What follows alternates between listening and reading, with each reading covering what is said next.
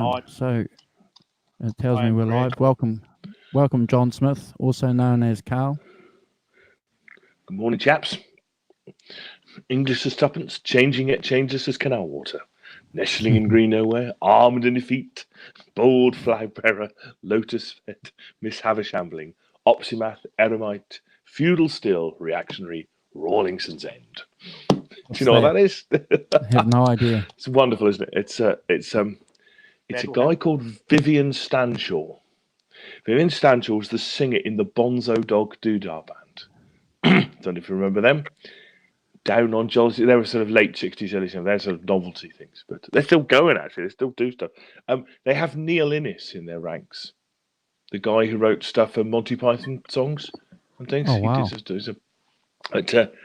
That's the... Vivian Stanch was sort of quite a wild character. And he made this... You can look at it. It's on Spotify. It's called Sir Henry at Rawlingson's End. And it's basically about this kind of feudal lord. It was very funny. Called Old Scrotum, the Wrinkled Retainer, and things like that. And it's got these mad, and he does all the voices and does it. And it's a mad, crazy world, of kind of feudal aristocracy. But and that's the beginning of it, which is just a fantastic piece of wordsmithing that I love very much. So. If you're in for the left field stuff, Sir Henry at Rawlingson's End is a comedy must. Awesome. Well, I'm John going Peel to say used to play it, but Tēnā koe, Katie Pie, and nice to see you guys.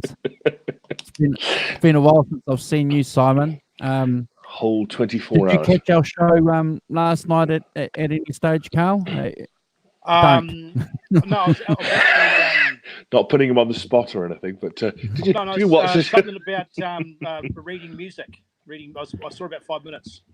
Yeah, but a theory. I was gonna add my 5 cents, but it was actually quite a popular show. A lot of questions, so I just stayed out of it.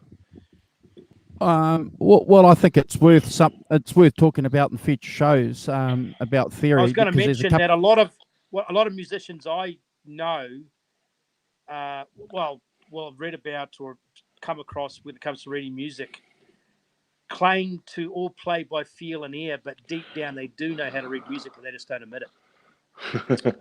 So when you're saying reading music, are you talking about reading proper music, or are you talking about music theory? Oh, it's a good point. Because when I used to play cello, I could read music. Forgotten it all now, but maybe I'm coming more from the point of keys and chord progressions and stuff like that. Yeah. Well, that's indispensable in my opinion for a guitar player. I think that's indispensable if you can learn that and apply that. But I would say going to read music if you're a guitar player, would be a waste of time unless you were going to be a composer. Yeah. And we'll play Kirk Hammett kind of solos, which are all very robotic and perfect. Yeah. I don't know. But learning a bit of theory, like knowing where your notes are. So, do you know where all the notes are on the keyboard? Are you fluent on the keyboard? No, but I heard on the fretboard saying that most piano players. I was reading up about Brian Jones and his mother and his father playing piano, and most piano players know how to read music. Sorry, I didn't mean keyboard. I mean fretboard. Do you know all the notes on your guitar fretboard? I could figure it out. I know that if I'm playing an E chord, I know where the E minor pentatonic scale is. Cool. But I've noticed one thing. Like your Buddy guys, your Stevie Ray Vaughns will always play in either the 1 or the 12th octave with the E. But Eric Clapton did something mind-blowing on Blues Breakers, and Peter Green followed suit. He played in the 2nd register. Yeah. Which no one else has done. People are doing it to this day.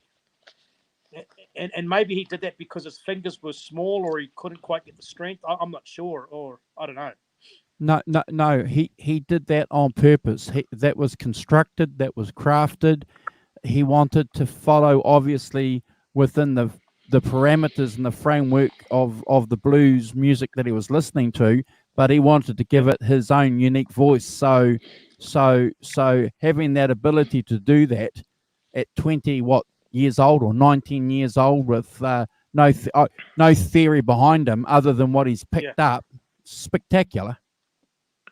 Because if someone like Stevie Ray Vaughan played Stepping Out, it'd be a rocking boogie in G, and the solos would be in G on the 3rd fret and G on the 15th fret.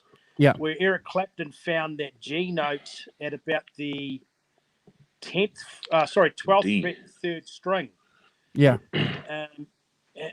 So he created this little box, and he got more of a woman tone because that same box he'd have to do on the bottom string, E string, and get a higher pitched sound. Yeah, it's hard to explain. Yeah. No. It is kind of, but you're talking to a guitar player, and Simon obviously is one too. So we know exactly what you. Yeah, I know exactly what you're saying. In fairness, I firmly believe, and we should start talking about ZZ Top, but I will say that Peter Green took that to another level. Yes. Because that became Peter Green's signature sound, was that second register. And obviously there was a technique component there too, whereas Eric was sliding up and into notes and down into notes, and he was using quite an aggressive vibrato. You had Peter Green. Peter Green was very delicate and precise in what he was doing, and I'm going to say that he did that directly on purpose, in opposition to the style that he was watching Eric Clapton perform. Yeah. And I'm glad we're going to talk about Billy Gibbons, because Eric Clapton will be mentioned. Okay, all right. So, I think because we're a guitar-based show, let's talk about theory next time, on another show, because I don't think there's enough that we can probably cover in 5 or 10 minutes, and I'm always keen to hear other people's opinions and approaches, obviously. But okay, so kick off the show. Billy Gibbons, Give Me All Your Loving, Sharp Dressed Man, all the modern stuff. What is it? Sleeping Bag or something. But actually, there's an older version of ZZ Top. Oh, there is. Yeah. Yeah. Oh, well, I just so in continuing with the American Treasure series, and obviously the show's very deeply rooted in blues rock, and a slight favouring towards Rolling Stones and Peter Green's and Eric Clapton's. But I think that there is just an army of great guitar players in America, and Billy Gibbons happens to be one of those who's a heavyweight. And still going to this day. And once again, deeply rooted in the blues. And I was fortunate enough, 2 nights ago, I didn't know what happened. It was just divine intervention. I dropped the phone and YouTube came on, and it was a ZZ Top documentary. Oh, wow. And they went into, it was great. I saw about 20 minutes of it. They went into detail about their influences and what made them tick. And I know a little bit because I own 4 or 5 of their albums and followed them a little bit. But I might as well start from the beginning. So basically, I think they formed 1969, and they'd been in ZZ Top had started with Billy Gibbons, and as soon as it was a bit like Cream, as soon as they met, he met up with Frank Beard and Dusty Hill, who were both from Dallas, Texas. He was from Houston, and by the way, I saw a documentary in Austin. Billy Gibbons' father's from England, and he's I think he's a composer or something to do with the orchestra, something like that. Wasn't his? Yeah, that's right. He was a bit imaging, wasn't his? It was his uncle or somebody. It was Cecil Gibbons, who was the studio, worked for Metro-Goldwyn-Mayer, MGM Studios, as a. Oh wow! His father was an entertainer, a kind of musician or something. In England. I don't know about any. Yeah, no, I mean in America. I mean, I think certainly in America. I don't know if he was born in America. There's some kind of English connection, but it was a bit like as soon as those three got together and they started jamming, it was just one of those organic things which it just felt right, and hence the ZZ Top was formed. And the name, funnily enough, came about because they were like BB King, and there was a album, I think BB King and ZZ Hill, so they were in homage to that particular album or those two musical artists. They decided to call their band ZZ ZZ King, but it didn't quite have a ring to it, so they decided on ZZ Top. Hang on a second, guys. Wow.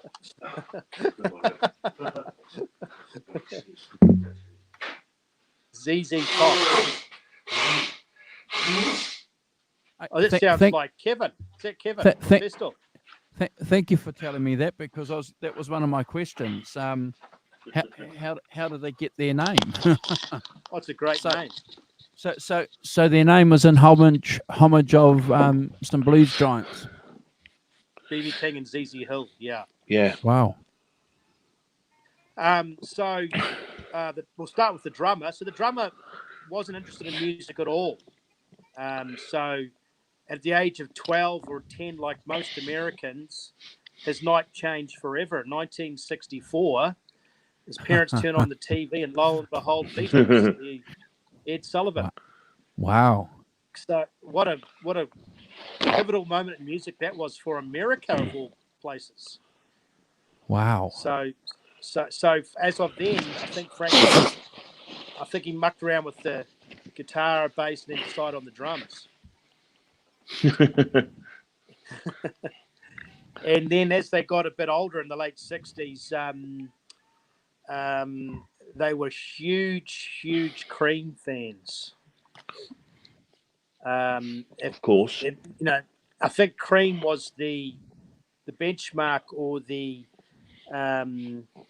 what's the word? The go-to band for comparisons, And they would have been before Hendrix, wouldn't they? Cream. They would be touring America before Hendrix came on the scene. Yeah. So Frank Baird, all he cared about was Ginger Baker, and Dusty Hill loved what's his name, Jack Bruce. Yeah.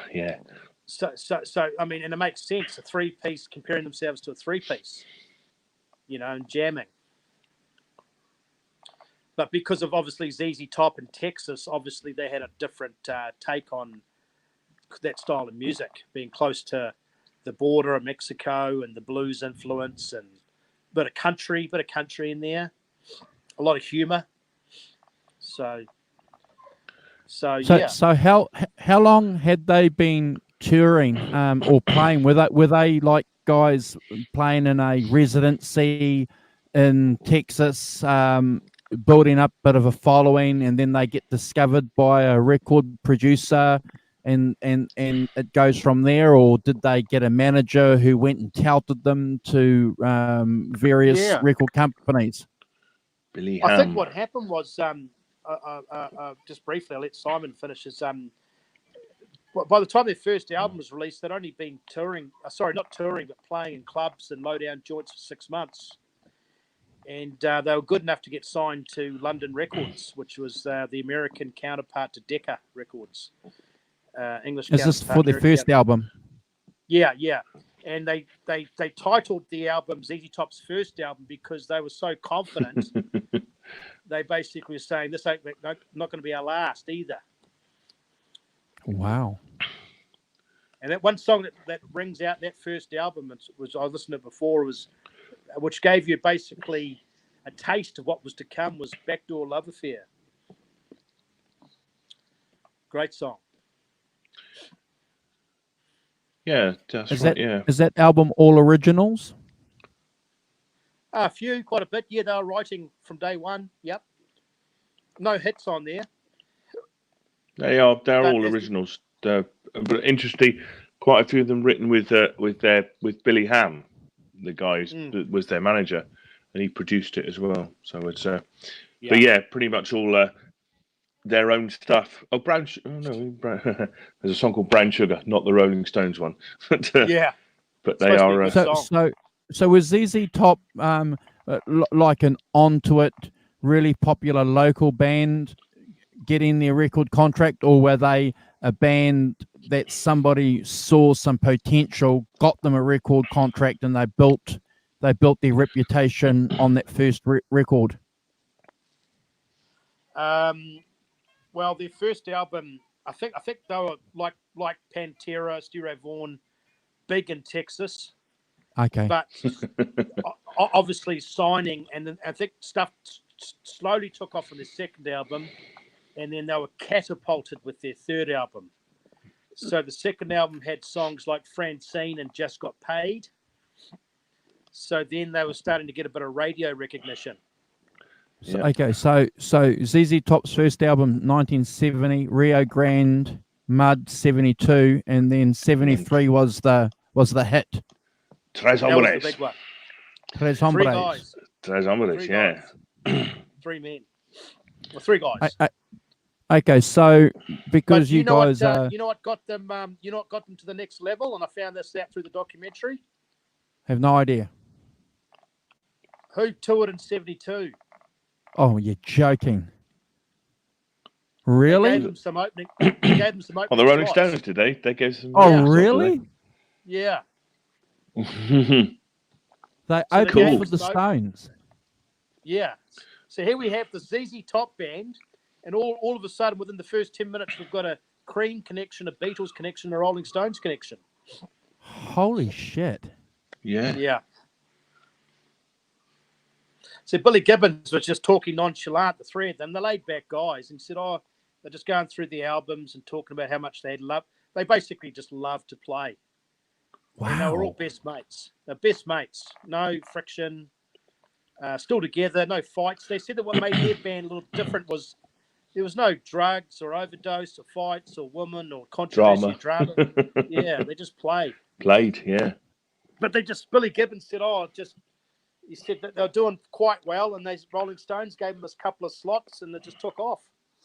Wow. So that's a good example of being, well, shit, that 72 tour, that was the biggest thing on the planet, wasn't it, at the time? So anybody who's going to open for the Stones is going to get, if they were any good, are going to get some, traction, some footage, some exposure from it. Yeah. Well, it's just, it's basically a, you talk about the All Blacks, it's basically an invitation to play with the best.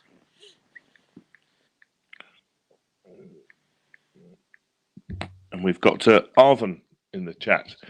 Morning, Arvin. How you doing? G'day, Arvin. So that's a good break, that is, isn't it? On the Texas leg to join up with the Rolling Stones. Did you just go back? Did you listen to any of his Moving Sidewalks? You know, the band he had before ZZ Top. No, I think they cut a few singles, and Jimi Hendrix got an album. They cut an album as well. Yeah, it's on. You can listen to it on Spotify. It's I've listened to it. It doesn't. It's very psychedelic because it's got a keyboard player and it's obviously like a 5-piece, so it's keyboard player and this is the days when Billy Gibbons was clean shaven. Yeah, pre-beard. The beards came later. And a little bit chubby. Yeah.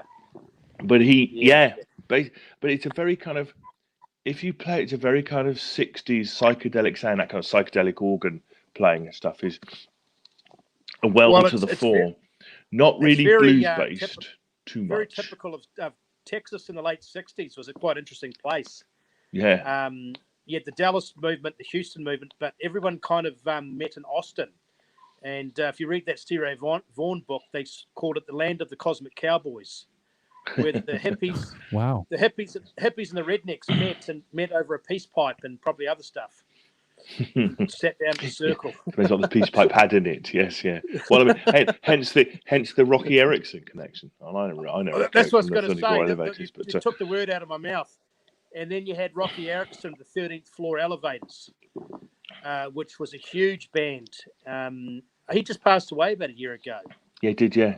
He wrote a neat song called Starry Eyes, which Some good stuff. Yeah. Charlie Sexton played on, and Luann Barton did a version. But to coincide, I think even Albert Collins did a bit of a trippy psychedelic blues album in '68. Yeah. So it's just one of those things where it was just kind of it was happening. Yeah, quite a lot of it's not. You wouldn't. Yeah, I've listened to it. You wouldn't really pick it out as Billy Gibbons from listening to that record. No. Obviously changed his style a bit, and kind of, that obviously you're playing in a 3-piece, so you've got to do a different thing than if you're playing in a 5-piece. But well, Hendrix was trying to push the envelope and trying to reach the hidden notes and trying to find a sound that hadn't been existed before. Yeah. Oh yeah. Well, more than anybody. I just had an epiphany. I think that probably what happened though was the Rolling Stones sorted everybody out. With Beggar's Banquet, Let It Bleed, it just got back to blues rock. It was the kind of like, the joint had finished, the flowers and the petals had disappeared, and it got back to some dirt. Because I know one thing: Ozzy Osbourne, Black Sabbath started basically in retaliation to that. They started at the same time. They were anti-hippie. Yeah. Well, there certainly was an anti-hippie movement, wasn't there, right?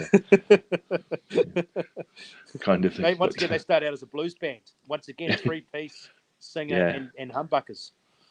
Yeah. Well, yes. But so Moving Sidewalks, which is a legendary band, they would have crossed paths, obviously, Jimi Hendrix, Jimmy Vaughan, Stevie Ray Vaughan. That's where they met Jimi Hendrix, wasn't it? That's where he met Jimi Hendrix and playing in them. Yeah. And they supported Hendrix on a few club dates and things. And oh wow.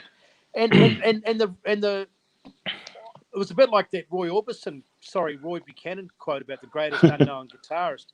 Jimi Hendrix apparently went on record and said that Billy Gibbons was his favourite guitarist, or something one like of his, that. Yeah. Well, I mean, so probably has Billy always played a Les Paul? Did he ever play a Strat? I was going to say, because we'll talk about that in the duration of the show. But in the early days, he was pretty much a Les Paul guy. Then he went to was it Explorers or Firebirds? Explorers. Well, he had funny things in him. Like, I mean, he plays Telecasters. Certainly, I've seen him play Telecasters. I've seen him play SGs. Yes, he got. Oh, wow. Yes, I've seen him play. He's seen him play. Certainly Telecasters. Really? I didn't know that.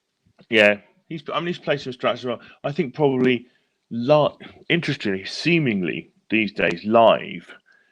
I mean, they have lots of. He has lots of guitars built by a guy called John Bonham. Is he called? John Bolin guitars, who builds all these records, these weird shaped things. They have Texas shaped, and so basically they're all quite glittery. Some of them, quite glittery, quite showy, but they're all kind of the same. Interestingly, and I don't know if you know. Oh, sorry, I'm going to go deep now, but. He has all his guitars. The sound of all his guitars is modelled on Pearly Gates playing a G chord. So he's got Pearly Gates. He's got like the waveform of Pearly Gates playing a G chord, and then all these other guitars are set up. So if you play a G chord, it looks like Pearly Gates. So they all sound the same, I think, as much as anything else. All that the Fur guitar, and the Fur guitar is the Explorer one. The white Fur one that he did, that's the Explorer type one. But I think live he plays, he'll play a Les Paul, or he'll play a SG, or he'll play. I've seen him certainly he's got there's a sort of red and sort of looks like sort of. It's based on a guitar that got damaged in a flood. But basically, it's just a wrap, but that's basically a Telecaster shape, Yeah. And so he's interesting guy. He plays the guitar quite low, like a long Strat. Low slung. Is that what it's called? Yeah, low slung. But I think in the studio, I mean, he's got, obviously we all know he's got hundreds of guitars in his collection. Yeah. You know, and he'd have a no-caster and a broadcaster, and he's got 55 Strat or whatever, and the thing that interested me was that his first electric guitar was a Gibson Melody Maker, Wow. single PAF, cutaway guitar. It's quite good because he still got it, Yeah. but got it when he was 13. So somebody thought it was worth investing a bit of money in him. Yeah, Gibson Melody Maker, sort of, the sort of cheaper version of the Les Paul, basically, but Yeah. single payoff. But that's not a rubbish guitar by some distance. Oh no, and he's just what I like about those guys is we all know it's a tight rhythm section. We all know that he's a great guitar player, and this probably got this from Cream, but their vocal interweaving was phenomenal. The Billy do one verse or one hook, then Dusty would come in with his hook. Does Frank sing as well? Does Frank does some singing as well, doesn't he? I've seen I him think quite often so. with There's a. a mic. Does he not with to his ear, eh? Yeah, he has a kind of microphone, doesn't he, with a headset kind of thing, doesn't he? Yeah. Okay. But yeah, so the first album, Underground, signed to a big label. Obviously, people saw potential because London was a big label, fairly big label. Second album, Stones tour. Third album, they were starting to pack massive stadiums. Yeah. Who can forget LaGrange? Of course, the classic. And that riff, we used to play it in the band. That riff's based on John Lee Hooker or Shaky Hammers. Of course, yeah. Classic John Lee, yeah. And when the solo kicks in, the bridge is in C. Yeah, that's right. Yeah. Change the key for the solo and then go back. Yeah. Yeah, it's a fantastic riff, though, isn't it? Absolutely. And that third album's pretty much every song's good. The second album's great. But I was just having a bit of a laugh before. You know how we talked about Stray Cat Blues and sweet Chuck Berry talking about sweet little 16-year-old girl, and then Stray Cat Blues. Mick said something about 13 years old. Yeah. And that song Francine, he says she's 13 years old. Okay, so he's a Get Your Yo-Yo's fan out. Yeah. Francine turned 13. She's my angelic queen. Something along those lines. Okay, Billy. Whoops. Yeah, we're in Jerry Lee territory here now, aren't we? That girl, Southern Boys, 13. Yeah. But I mean, as a fan myself, and obviously we'll talk about the 80s stuff a bit later, but I think any person that doesn't even know about music that lyric would be embedded in their mind. Jesus just left Chicago. Yeah. And that swampy blues and what's that LaGrange lick? How, Yeah, how. Yes, indeed, yes. It's just brilliant, isn't it? Yeah. Still what's lovely, it's still a thrill, sort of getting on for 50 years later, isn't it? Yeah, and the other thing is a lot of these blues bands, three-piece, they jam a lot, and there's no personality. These guys had a lot of fun. Their lyrics were comical. They backed it up with obviously what's the word? Skill, technique. Killer riffs and killer solos. Yeah, absolutely. Yeah. Yeah. And that Blue Jean Blues that came off the fourth album, you could just call that Peter Green. Yeah. Same tone. Yeah. He even admits that, I think. Yeah, absolutely. Yeah. What was the first album that you got from ZZ Top? Do you remember? I was a moron like everybody else. Probably Eliminator. Oh, okay. Yeah. So you came in on the Well, I knew all their songs, but it wasn't until I started collecting records. I went deep into their library. Yes. Being 12 years old in 1984 and because in New Zealand, I think in New Zealand that album was not only big, but I think the songs went to #1. New Zealand and Eliminator had a real soft spot for each other. Yeah. See, And they weren't bad songs. They weren't bad songs. No, it's good. I mean, yeah. It's a great album. It's a fantastic album. Again, But, you know, like you, Carl, I discovered ZZ Top by that album, and then talking about it where I was hanging out with some people, and they said, "Oh, do you know that this band's been around for 10 years?" And I said, "Can't have. The album's just only been released like 10 minutes ago." 10 minutes ago. Yeah. Yeah. So, yeah. And what you have to remember too, Simon, here in New Zealand, we didn't get any of that early ZZ Top stuff on the radio that you get now on classic radios, radio stations. No. We didn't get that here. We didn't get any of that. No, I don't remember hearing them either. Not in the UK. Not the early stuff. It's obviously the Eliminator and Afterburner and that. Yeah, sure. But the previous stuff, not particularly. I don't think. I think I obviously got introduced to them by somebody I knew. Obviously, somebody I knew must have liked them because I had Fandango was my introduction to it, which is the half live, the one that's half live and half. Because the Half Studio's got the song Tush, which is another huge song. Yeah, it's got Tush. It's got Heard It on the X. Got Blue Jean Blues as well. Yeah, that. And all their albums were recorded really, really well. I mean, as a 3-piece, you're in a position, aren't you, where you can go away and practice hard, get it all tuned up, and then go in, I guess, and do things relatively quickly. Put them out, do some overdubs, bingo, you're away, and it's all about the rehearsal. And one thing I noticed when I came back into the country in 2000, in the year 2000, in 2012, is the New Zealand oldies has a real English bias. When I was in America, the oldies were very much, R&B, soul, American and English flavored, where the oldies here are pretty much 70% English. So like Andrew was saying, a lot of the stuff we missed. American stuff, yeah, that's interesting. Yeah. Very much the kind of, because of the colonial tie between New Zealand and the UK.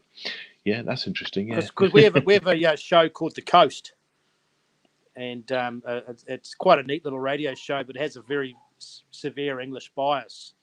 So you naturally gravitate towards scones and jam and cups of tea. It brings out the English in you. We are the Village Green Preservation Society. Yes. In the words of the great Ray Davis. God bless? Yeah, it must be something about it. Do you know that? Ferry, cross the Mersey. You do know. You don't know Village Green Preservation Society by the Kinks, don't you? Do you know it? Sorry? If not, do you know Village Green Preservation Society by the Kinks? I know the album title. If you know it, yeah, you should. If you don't know the album, you should check it out. It's a fantastic record. I mean, Ray Davis. Apparently they're amazing. They're really sought after on eBay. They're like cult. It's a cult album. Yeah.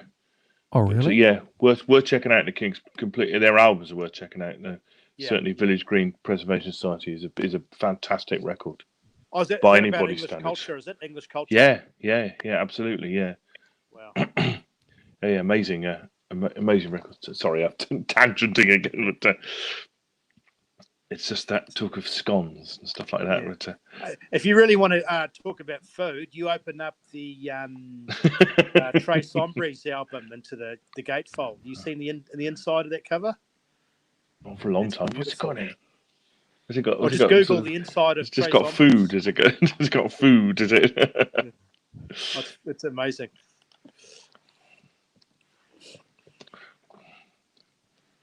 Yeah. So and then they had a bit of a quiet period, and then see the enchiladas. Yeah. It's great. I love it. That 4,000 calories in that one meal. Yeah. Massive plate of yes, Everything's bigger in Texas. I'm telling you now. baby. But That's what she said. So I'm just going to put that Right. on the. Good I'm gonna morning, put Ed that Ward.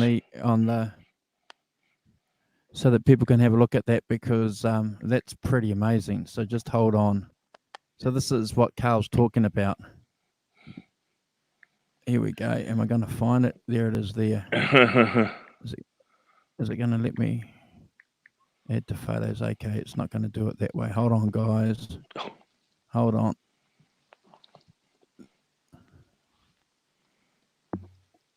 Yeah. Oh, look.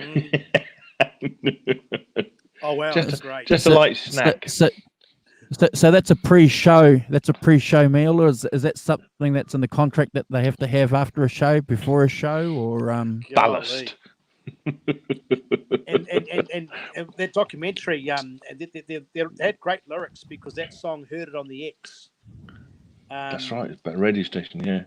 About a radio station. So with their Hey, with their tours and traveling from town to town, they'd get a lot of the border radio stations and get listen to Tejano music and mariachis and all that sort of stuff, which had a very Germanic influence, to be honest. All that accordion and stuff. Here we go. Let's see. So Edwards is saying that Jimmy gave Billy a pink Stratocaster, which he still has. So that links into the thing that you're saying earlier, Carl, about Jimmy saying that Billy was one of his favorite guitar players. So there's a link there. Wow, that's awesome. Yeah, and it's just great how all these guys, and it was just the love of music, but the camaraderie, the love of Cream. Cream had the love of Freddie King. Freddie King was from Texas. Freddie King like B.B. King, Albert King, ZZ Hill, ZZ Top. Peter Green was influenced that song that you mentioned on that fourth. Was it the fourth album or the third album? Fourth or fifth, yeah. Blue Jean Blues. Blue Jean Blues, yeah. Which is a great song. I mean, he's worried about his car and his oil change and his jeans, isn't he? Wow. Yeah, that's right. Yeah, that's right. Yeah. Just go back to the Heard It on the X. It's a tribute to the border blaster radio stations in Mexico, specifically two run by Wolfman Jack. Do you know the DJ Wolfman Jack? Yeah. Name specifically, it's about runs that he ran in Acuna. So it came up across the border. Because there was another band that we've talked about in the past. I'll talk about it briefly, called the Blasters, and they had a great album with it was an ugly cover with an ugly face, but they had a song called Border Radio. And it was a catchy song, and they were talking about the Mexican radio stations. Just another, just another world that they tapped into, as opposed to the music that we all know about is just classic rock, blues, soul, and another world behind that border. Wow. Yeah. Wow. Interesting. The other side of the wall. There's a great quote from Dusty Hill saying they'd sell segments to anyone on these things. There were a lot of preachers on there.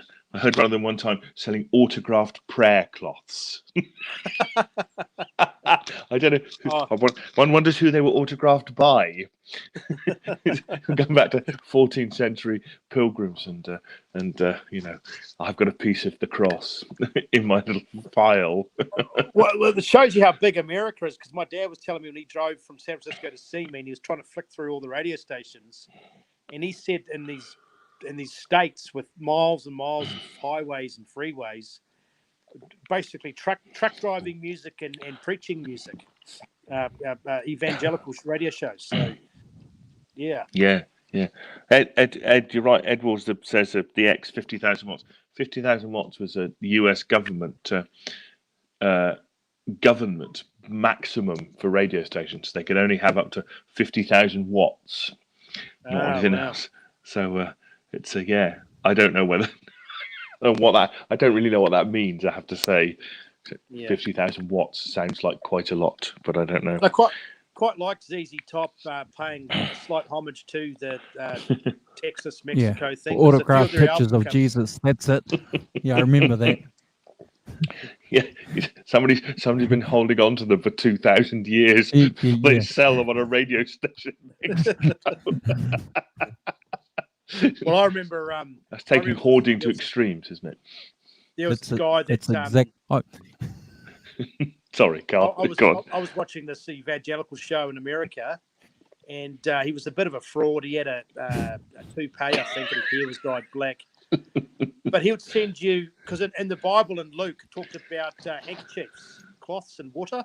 Yeah. The magic anointing is basically, which is true and it's good, but some people abuse it. So what he would do is send you the handkerchief, and we were supposed to send it back with money. Then he would send it back once it's been touched. And then I sent it back with. I don't like the way you said that.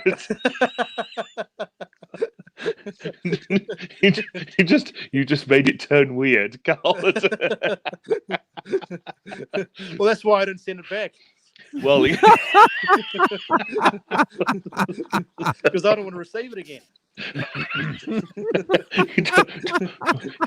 You don't want to be in receipt of anything touched by the hand of God. Yeah. But what they do is that some people play the law of averages. So what happens if they send out 20 or 50,000 handkerchiefs from some of these preachers that are actually con artists? One person out of 50,000 will get a job promotion or win lotto. So they bring them up into the show and say, "Oh, this is what happened to you. Look what I got for you." Yeah. God. Yeah. Terrifying. But I mean, ZZ Top were exposed to a lot of stuff. Texas is a huge state. Yeah, and a massive musical state as well, isn't it? As you say, with the mixture of blues, Mexican stuff, mariachi bands, all that kind of. Oh yeah, I mean, God, it must have been amazing playing in those, Interestingly, Ed Ward says that Frank Beard played drums for Freddie King on a Texas tour when he was 16. It's amazing how in those days, people would get picked up at that sort of age and kind of, yeah, kid, you'll do. Get on, play, kind of thing, Stevie Ray Vaughan playing when he's 15 or 16, same thing. So it wouldn't happen now, would it? Stevie Ray Vaughan playing 15, 16 in the clubs. Yeah.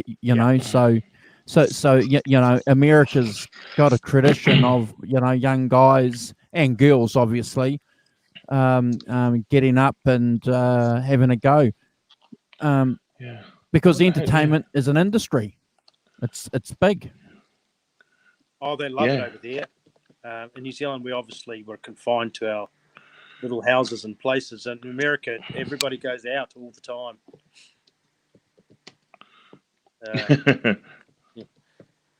Well, I mean, the weather's always good. Always lots of free shows, outdoors. I mean, have you seen that the Inside album cover? There's another album they did. It was called ZZ Top. I forgot. It's an actual album, but it showed them playing at the University of Texas football stadium, and it shows the stadium, and there's like 100,000 people there. It's just incredible. It's unbelievable. Wow. Yeah, that was 1976. Wow. So just imagine what kind of technology they had, PA system. It must have been pretty good, for people to go along to be guaranteed that they were going to hear something. If it was shipped, people wouldn't be going. Well, I think America, and America started this with everything with the Army first. So drones have been around for a long time. Cell phones, GPS has been around for a long time. PA systems would have probably been around before 1969, even though the Stones talked about that for the first time in Madison Square Garden. PA is probably around in the 50s with the Army. So the sound would have probably been really good. Yeah. I've told this story on here before. When I was 19 or 20, I worked in a record shop, and I had a local I worked for a guy called Tony Dodd, who's a sort of local musician, played rock and roll stuff, really, really good rock and roll musician. And he'd been in bands, he's obviously Bristolian, he'd been in Bristol bands through the 60s. And he was in a band called Mike Tobin and the Magnets, because that's the sort of name you needed to have. And they were the first rock and roll band ever to play at the Colston Hall, which is my local municipal hall, 2,000 seat hall. And he has a picture of it. He showed me a picture of it. And what's astonishing about it is that there are 5 people on the stage, and the only piece of kit you can see is the drum kit. I mean, the 2 guitars are standing behind possibly 1 amp, maybe a Vox AC30 or something. You know, the bass player standing in front of his bass amp. But the PA, the interesting bit is the PA is just one of those old public address systems where it's about, I don't know, that, sort of that, those thin strip things. Have you seen them? You basically can't hear it at all. Just these thin strips of PA. And they were up on the side. So it looks like you've got no PA at all because the vocals just went through that. And, with a Vox AC30 and a sort of unmiked drum kit, that's why you played a 2,000-seater hall. Wow. With that, amazing. But it's an amazing picture because the stage, and I went in, see Black Sabbath particularly, I remember it. My second gig ever. The floor to ceiling, PA with these massive kind of speakers and stuff. And this has just got these 2 little bands of kind of these peers on these stands. It's like, really? This is the early 60s. Amazing. The whole point of a PA was before PAs you could play, but the crowd was so noisy you couldn't hear yourself. But that's right. The PA, you could hear the music came back up to you. Is that right? Wow. Well, PA's public address system, so it's a way of just it's just a way of making announcements. Initially making announcements to the crowd. Okay. So basically, pre gigs, people would need a PA system to, draw the lottery ticket or draw the raffle tickets or whatever, So they built these thin sort of speakers just with a microphone, plug it in, like you do now in any sort of small, village, school fair or whatever, need a PA to draw the raffle and to make the announcements and things. So that's what those public address systems were for originally. Certainly not for singing through with the band, And of course, so you get the adaptation and stuff, and and then through the 60s, you get people getting kind of follows on from the sort of Jim Marshalls of the world, and making amps and things, and making louder amps, because as you say, you needed louder amps because otherwise you're not going to be heard. I mean, that great thing about the Beatles, isn't it? We could never hear ourselves because just hear people screaming. You could have played anything, and I think that certainly McCartney stuff, they've said in the past, the screaming was so loud you could have played anything. Because it was just nuts. I think I've certainly read that a few times, maybe with the Stones as well. But how, because they were, you've played a Vox AC30. Famous quote that Brian was it Popeye the Sailor Man? He played that to Keith. The crowd didn't even know the difference. My point exactly. That's perfect illustration of that. And they did meanwhile. The crowd are going wild, the crowd goes wild, and you could play Popeye the Sailor Man, and because nobody was listening to the music, they're just screaming, at their idols. Hey, what gear did Billy Gibbons, as far as amplification, use? Was he a Marshall guy? He's been a Marshall guy, yeah, pretty much. I mean, you get into the 3-piece thing, and he's like everybody else, he's using Marshalls and he's using a Les Paul. Wow. He's using the mighty Pearly Gates and playing through a Les Paul. Is the Pearly Gates, is that his famous Les Paul? That's his famous Les Paul. Shall we do why it's called Pearly Gates? Yeah. Why? Okay. So it's called Pearly. It's named after a car. They used to have this old wreck of a car in Texas where they drove around in it, and a friend of theirs, a girl, wanted to go to Hollywood for a screen test for a film. And basically, they called it Pearly Gates because it was on its last legs. It was about to go to car heaven, which is, and they said, it'll never make it past El Paso. You see, so she drove this car to LA, and got the screen test, and then she sold the car and sent Billy Gibbons the money, $250. And with the $250, he had heard that this rancher who lived out in the middle of nowhere had this guitar under his bed. So he went out to see him and bought. Yeah, I know. You couldn't make it up. And he went out and bought this guitar from this guy. He was like John Wayne sort of character out in some ranch in the sticks of Texas, and he bought it for He pulls out this 59 burst, So, and Billy Gibbons bought it for $250, and he named it after the car, because obviously that was the money came from the car that made it to Los Angeles when they didn't think it was going to make it past El Paso. So it is called Pearly Gates for that reason, which is a fantastic story.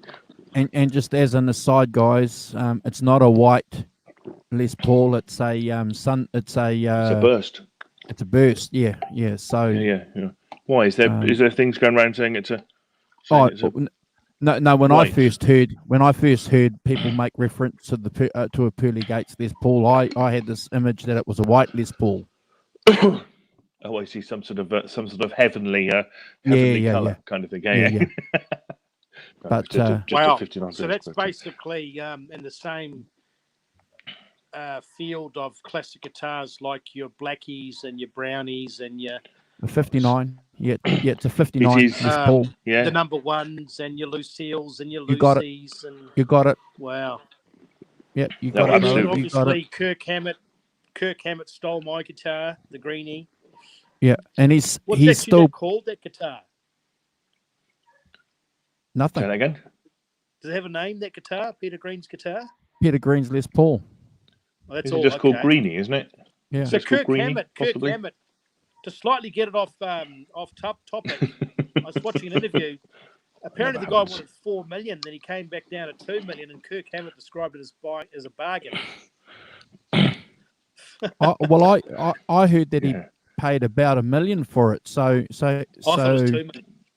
Oh wow! Well, apparently somebody offered Billy Gibbons $5 million for Pearly Gates. Wow. Really? Yeah. There you are. That's how it is. I mean, it is like the beast, and it is the legend, one of the legendary Les Pauls. So really right up there. If that were someone in Japan probably offered him that, Simon, because that's where the world's largest 59 Les Paul collection. Oh, really? Stored by these guys, rich guys who don't play them. Yeah. They're just in vaults. In vaults somewhere. Good morning, Jack Daniels. Hey, Jack. How you doing? With records too. Yeah. Well, the Japanese, I know that.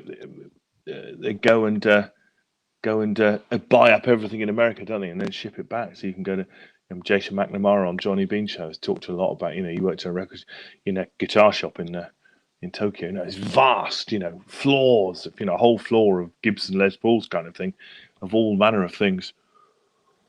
Well, getting back to Billy Gibbons, obviously we know about his great guitar playing, his lead playing with Pearly Gates. If you listen to Tush closely, he's playing the solo on a slide, isn't he? I think so. Yeah. He does play quite a lot of slide, doesn't he, Billy? I mean, I've certainly seen him play, certain things for certain things on a slide. He certainly does it. He's no live. slouch. He's no slouch on the slide. That guy. No, he's the slouch of slide. I am the creator. Oh, of course, it's the first Star Trek movie, isn't it? What do I think? I'm the creator.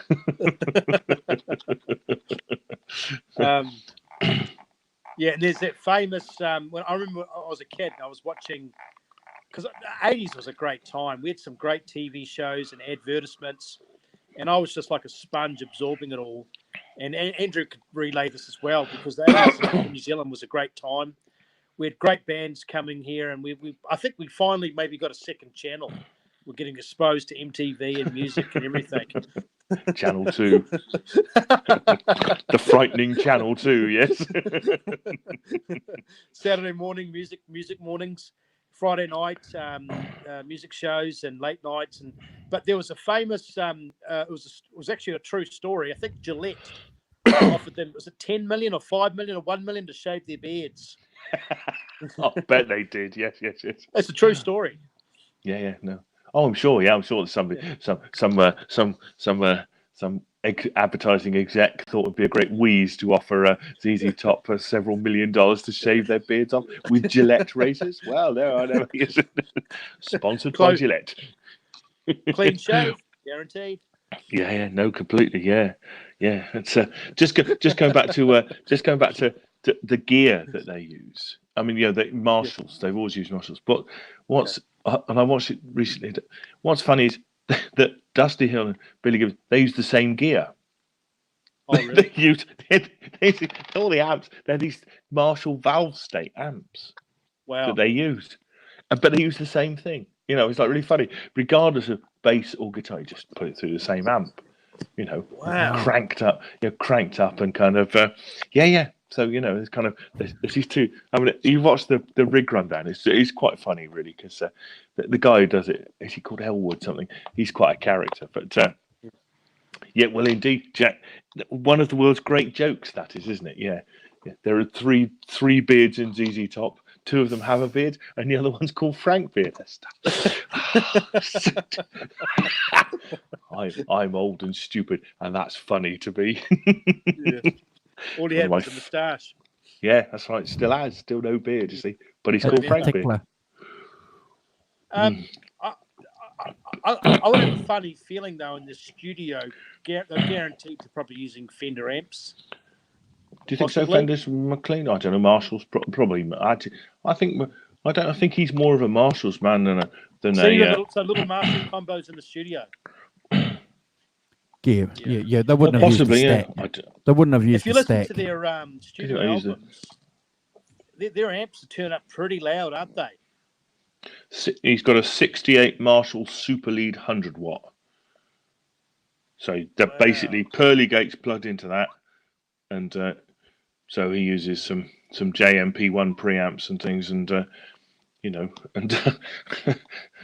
but yeah, and then he's got those he's got those Magnatone amps as well, isn't he? Okay. Which I guess are Marshall clone type things. But he's known for using Marshall JCM 900 dual reverbs, Marshall Blues Break, JTM 45s. Oh, so it's Marshall through and through, eh?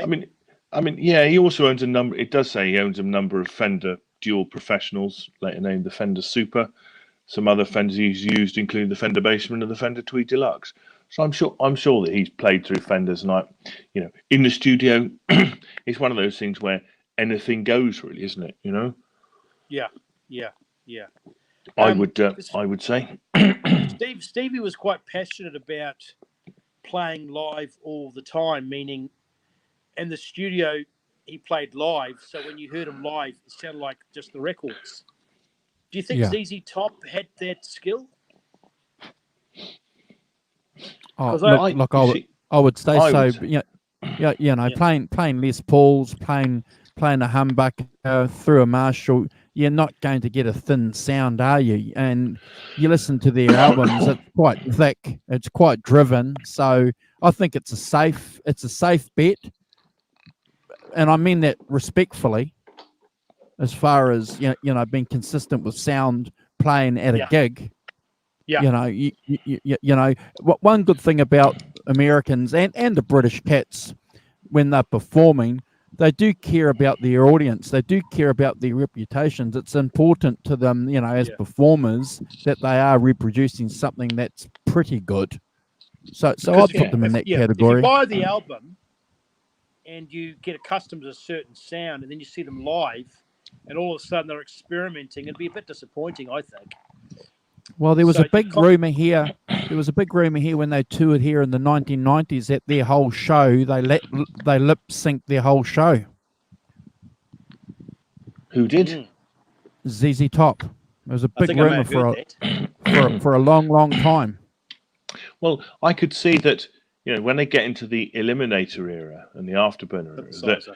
and they're using samples and synthesizers and things, that then you start having to use click tracks, and you start having to, you're then playing to things that are pre-recorded and played. I'm sure it still plays, and so, but it becomes a much tighter thing then, doesn't it? About your on those songs, your improvisation. Well, it's almost limited. Impossible. Because you have to play to the click track, Well, let's face it, the Who played to a click track. When they were doing Barbara O'Reilly, took a tape machine round with the synthesizer thing on it, and it would break and stuff, So I don't think there's anything, It's pretty obvious, isn't it? That was Money for Nothing 85 and Eliminator was 87, or was Eliminator 86 or 85? 85. I'm sure Eliminator was 85. Money for Nothing was 84, 85. Was it? Yeah, the Dim in the Dire Straits. Yeah. Because there would have probably been one band. Eliminator's 83. Eliminator's 83. Oh wow. Afterburner's 85. And Recycler is 1990, which is a horrible album. So what would have happened was, obviously Eliminator's a great album as far as very good catchy songs, but in order for them to perform them live, they're going to have a lot of difficulty recapturing that sound. Yeah, so you do certain things, don't you? 83 is quite, still relatively early in terms of, if you're playing things, that are pre-recorded and how you do it. Probably had tape machines in 83. Yeah, it's pre-digital stuff, so you're still in the slightly dangerous position of going out every night with a tape machine and seeing how it goes. Sorry. Yeah, I'd like to know a little bit. Obviously, I love the 70s stuff. I don't mind Eliminator. I would have the 70s stuff over the Eliminator, but I'd love to know what the story was behind Eliminator, because obviously they had 3-4 big songs. It was like a big comeback album, but like Aerosmith with what was that album? Get a Grip, was it? Or yeah. And obviously they were back on them, and that was a huge album, worldwide touring, right? Yeah, definitely. And the videos, Billy Gibbons' love of cars as well as guitars, vehicles, hot rods. And the videos certainly helped too. Having nice dancing girls dancing around with a couple. Certainly. And they were clever guys because, and we've talked about this before, their core audience was blue collar, mechanics, bikies, trades guys, tough guys, Levi's denim jackets, grease monkeys, fighters, brawlers, bars, felons, ex-cons, POMs, prisons of Mother England. Yeah, it's interesting. Just as you asked the question about Eliminator being and what they did, is that basically Billy Gibbons, he did a sort of wrote and recorded what amounted to a rough draft of the album. He did it with a guy called Lyndon Hudson. Lyndon Hudson, obviously some television engineer, I think. Engineer producer. He lived at Frank Beard's house, and he basically drew their attention to new recording technologies, and specifically programmed drum machines and stuff like that. Because Frank Beard wasn't needed for that album. That's right. So this explains, despite the credits on the album, why Hill and Beard did not attend most of the recording sessions, as they had been mostly replaced by technology. Well, it obviously didn't harm their, you still put your names on the album to say you played on them, and when you go out live, you go and, you still play, you're still going to do it. But basically, like Andrew was saying, it came through the TV, and obviously it was a sign of the times with the visual aspect of TV, MTV. Yeah. The power of the video, the girls, the cars. And Jack Daniels in the chat. Jack Daniels in the chat saying the same thing too. MTV built the reputation for ZZ Top, so maybe that album wouldn't have been as popular, as gigantic as it turned out to be if it wasn't for MTV, because that young guy, pumping petrol, and that car turns up and out jumps all these dancing girls. It's pretty good. Yeah. And pretty they had good that video. thing with the fur guitars, and they would they put them on spinning wheels, didn't they? Yeah, that was cool. Who didn't want a furry spinning guitar? Face facts, guys. Who didn't want a furry spinning? Anybody who says they don't want one of those is just not telling the truth. I just wanted anything that was furry and spinny. Don't drag us into your own private hell, Mr. Walton. Okay, all right. And the other thing was, and Andrew and I have a mutual friend called Cookie who explained to me that some of these engineers and producers were quite clever because they'd figured out a sound for the radio. And so an Eliminator on a $100,000 amazing stereo would sound pretty average, but through the radio it sounds great because it sounds big and innovative, but through a really nice stereo it sounds a little bit fake now. Wow. Because of obviously the digital drum tracks. Yeah. But driving in the car through the radio, it sounds awesome. Yep. Because the radio really enhances the vocals and it can hide a lot of stuff. So yeah. So it's a winning formula. It was a winning formula. Yeah, completely. Yeah. I mean, I think that basically album it sold at 10 million or 5 million or loads. Yeah. It's huge. Propelled them into the superstar bit for a bit, didn't they? Yeah. What's interesting is that they obviously created the bass on the synthesizer, created drums on a drum machine, and Billy Gibbons just performed the guitars and the vocals. But basically, Hudson, this guy Lyndon Hudson, researched popular song tempos, then presented Gibbons with the results in his studios of his studies, and then they did that 120 beats per minute was the most popular tempo. So they wow. It's and he recorded much of Eliminator, Billy Gibbons, at 120 beats per minute. Give Me All Your Loving and Sharp Dressed Man is they're basically quite relatively easy double stop riffs to play. Yeah. But the way that they sound and the way that they're configured is not easy because it's obviously been doctored and overproduced. I mean, it's a really interesting marriage of the new technologies then, drum machines and with an organic guitar player, still doing the organic guitar playing kind of thing, which I think is different to a lot of bands, isn't it? Kind of.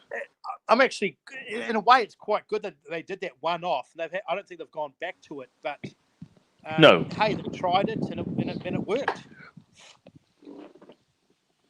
But they've always had a bit of an avant-garde edge to them, haven't they? Yeah, ZZ Top. They always been prepared to try those things. Obviously got the experimental stage, but the experimental bit was the most successful bit in many ways. Doing that. I mean, must have taken some convincing to, for the Dusty Hill and Frank Beard to say, oh, by the way, guys, I've got an album. It's all sorted. You don't have to play on it. It's like, oh, okay.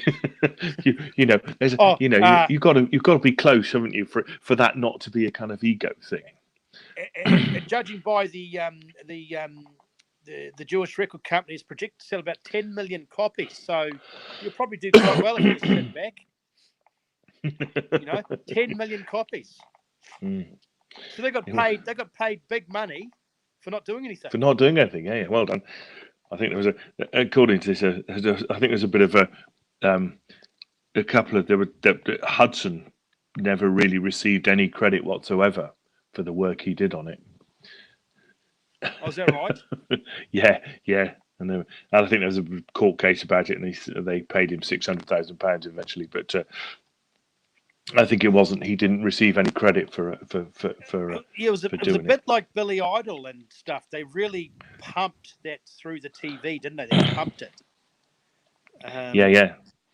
They really pumped those songs.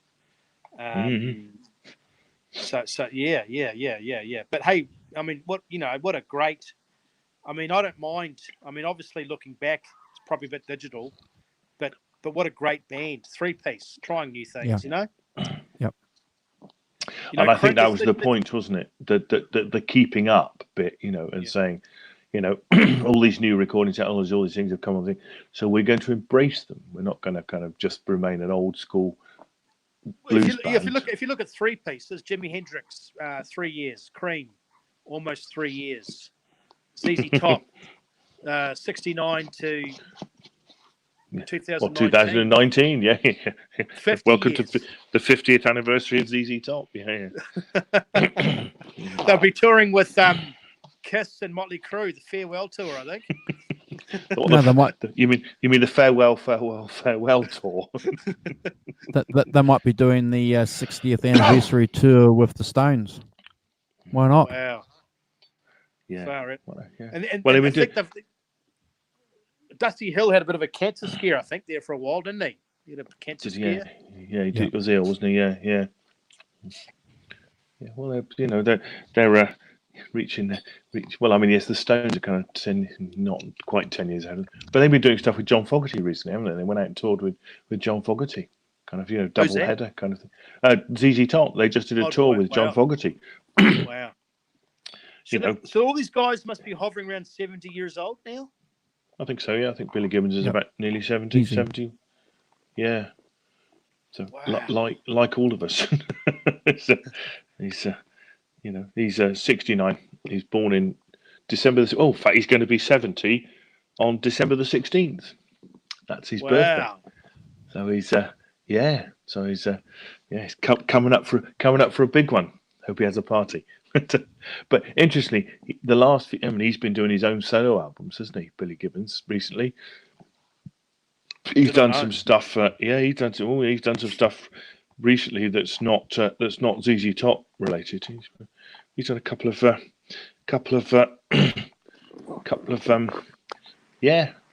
interestingly. Has he done much recently. Acoustic work? I don't think I've never seen Billy Gibbons with an acoustic guitar.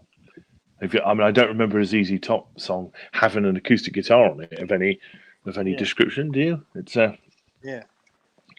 my memory of it is that I'm sure he doesn't. That's an interesting point. Yeah, never been seen unplugged, not for ZZ Top. Yes, he did. Yes, he did. 2018, he did a summer tour with John Fogerty. It's called the Holy Grail tour.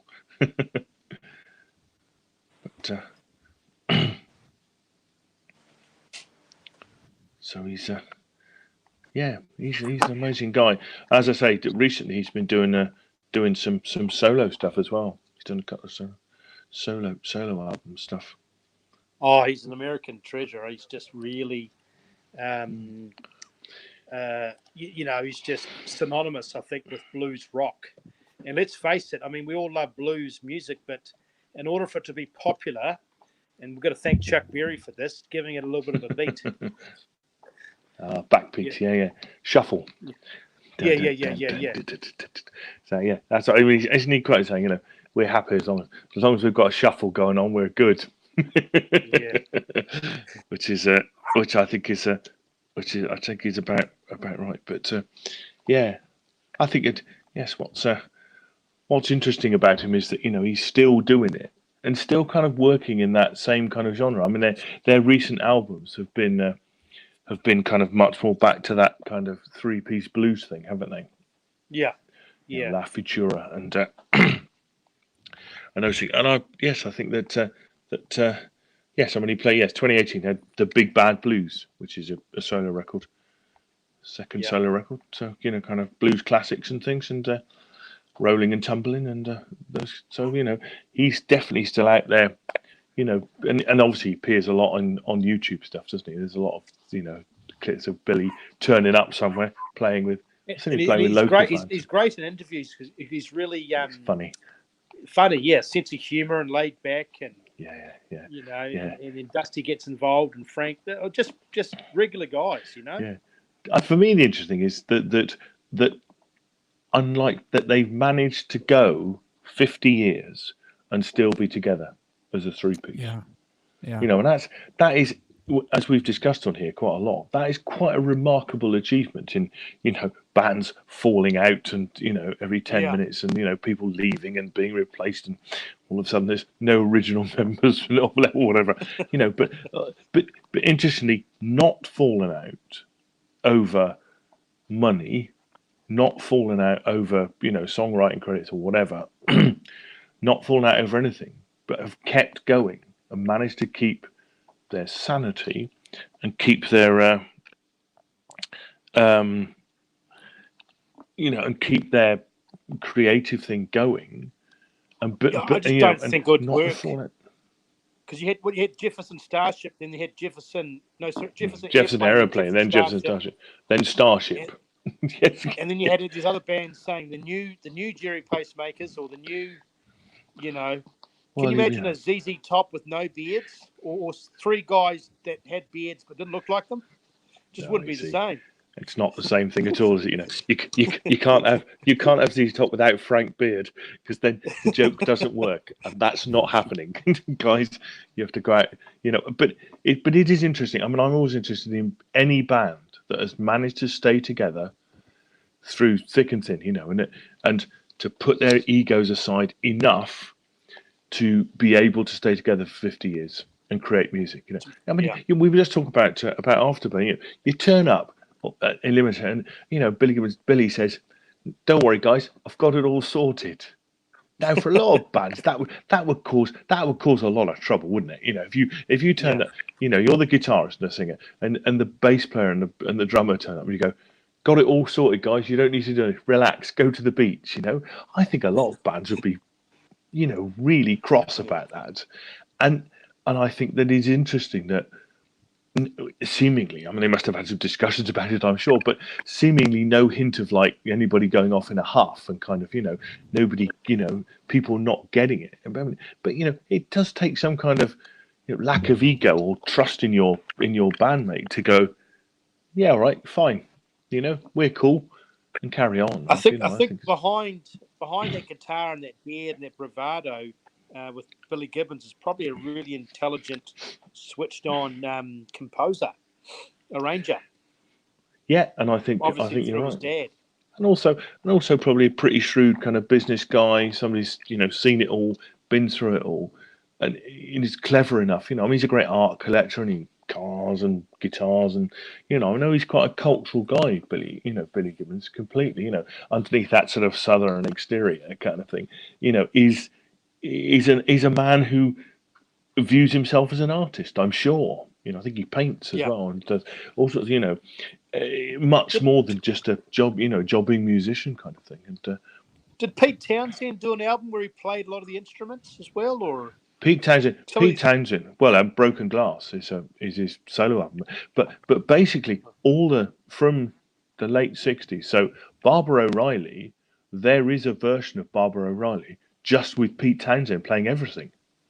So he would turn up at the studio with a demo with him playing drums, but not like them, of course, but not like Entwistle and Moon. But he would turn up at the studio with a completed track that he'd done at home. So he'd sit down, lay down the drums, lay down the bass, play the guitar, play the synthesizer, sing it, and then he'd turn up, and then the guys would do it, and they would obviously do different stuff in the studio than Keith had Pete had laid down on his demo thing, because he didn't play like them. But yeah, so he used to do, and hence there's, I mean, what was the album he bought out that had a load of demo stuff on it? I don't know. I think I might have it in the other room in my collection. But basically, he used to do them all himself. Come in. So that thing about mapping out an album kind of thing, and Pete Townsend would do that. Was doing that probably 10, 15 years beforehand. Well, you probably find with those guys in that 50 years, not only a friendship and level of respect, but underlying humility. Yeah. Who are you to tell me that I can't play bass on this song? I'm the bass player. Yeah, what do you mean you've got drums already pre-programmed? What am I, a robot? You've got a robot replacing me. What are we? Is this Tesla? Elon Musk? I think we have to sort of take into account the fact too of the role of Billy and his place in the band. You know, clearly he was the leader of the band. So, and there's no problem with other guys in the band knowing their place, agreeing to the fact that, you know, the leader of the band has said, well, this is what we're doing. You know, probably said it in a nice way to the guys, and the guys sort of said, okay, well, yeah, you know, fine. But can we have a discussion about this? And Billy's probably, you know, well, no, not really. I've made the decision, guys. So this is what we're doing, and that's fine. That's fine if that's how that band works. You know, that's great.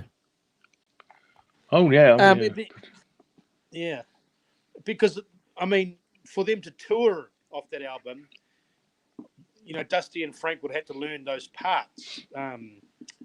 So, you know, they obviously, like Simon said, they probably took a back seat, went to the beach, got a suntan, and the album evolved. But then 6 months later, off the back of 10 million units being sold, the record company's going to be saying, hey, guys, all right, hey, you're going to have to tour on this. It's a hot album. Yep. Touring's big money. Come on, snap your fingers. Yeah, and they would have jumped at it because it would have given them an opportunity to earn extra cash. Why not? You know, so they would have had to learn the album with a bit of technology, like Simon mentioned earlier before, click tracks and all that going on in the background, and that's okay. Yeah, it does sound quite thin. It does sound quite thin. Well, that's why I love the 70s albums. Play that stuff live. Does it? Yeah, it's that's interesting. Yeah. I mean, I haven't sort of checked it out recently to see what they're,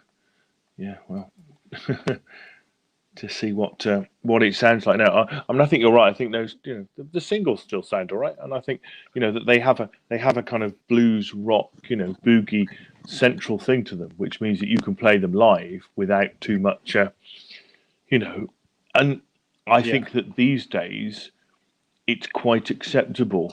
You know, I think when you're touring it initially, it needs to sound like the record kind of thing. Well, certainly back then it would have done. But I think now you don't need to make it sound like the record, do you? You know, Frank Beard will play the drum rolls the same, but he doesn't need to have that syn drum sound kind of thing that, you know, the drum machine sound. You know, you just play it and then they'll play Sharp Dressed Man, you know, because you know, certainly when I've seen them recently, I'm sure that's what they do. You know, that you know, they see, now that's interesting. See, they're another. Sorry, I'll just make this point, Carl. All of them, the songs on Eliminator, are all credited to Gibbons, Hill, and Beard. So basically, they've made a band decision about, you know, all songs by U2 kind of thing, all songs by REM, all songs by ZZ Top. You know, and they get credits for them all, which obviously helps. Cool. I think they came to Hamilton. We have this thing called the V8 cars or something. I think it was a flop financially, but great for the city as far as excitement. Well, they were here in 2012, weren't they? Or 2000 and I'm just trying to think. It wasn't 2008. You sure it wasn't 2008? I'm not sure. I knew they were here 1 year. I might have been in America. Yeah. Have you seen them, Carl? Have you seen them live? Have you seen them live in America? No, but for a Hamiltonian, because we missed out on a lot of the Auckland shows if you can't make it, would have been a big deal. Yeah. No, I just wondered if you'd seen them in America when you lived in America. Oh, no. I had the chance. I didn't go. No. I had the chance. I don't know why. I've never seen them either, funnily enough. I don't know. Yeah. I don't remember seeing this. I don't think they turned up much in the 70s, and which is when I would have gone. I was always I think they just came as a stadium band. Because I loved their records so much, and I knew they overdubbed a lot, rhythm track and a solo track, and being such a precious music fan as far as like a certain sound I like, I was always concerned to see them live because I knew that they couldn't overdub because there's only the three of them. So, yeah, I don't know. That's when overdubbing can be a drawback. Great for the record, not good for the live sound. No, that's true. So we've got. Oops, I've gone away. Arvin saying there's a PBS show of him playing with Rocky Erickson. That's really good. So I'm gonna check that out. Oh, really? Arvin, thanks for that. Yeah. And you're right, Jack. His video at Daryl's house is really good. Yeah. Have you ever watched any of those? Daryl Hall from Hall and Oates? No. Well, he has a sort really? of series on YouTube. Yeah, it's called Daryl's House, where he gets people to come in and play, and they have a band and they play. So, yeah, Billy Gibbons one's really good. Yeah. But they're worth checking out. Yeah. Daryl Hall. Yeah. The blonde one. So Daryl, they do a bit of play. Yeah. So the ZZ Top one's really good. They do a little spoof at the beginning. Billy turns up in a truck, hitching a ride. Because there were quite a few three-piece bands around in the early 70s, and they just kind of faded into obscurity. Yeah. What was that band called?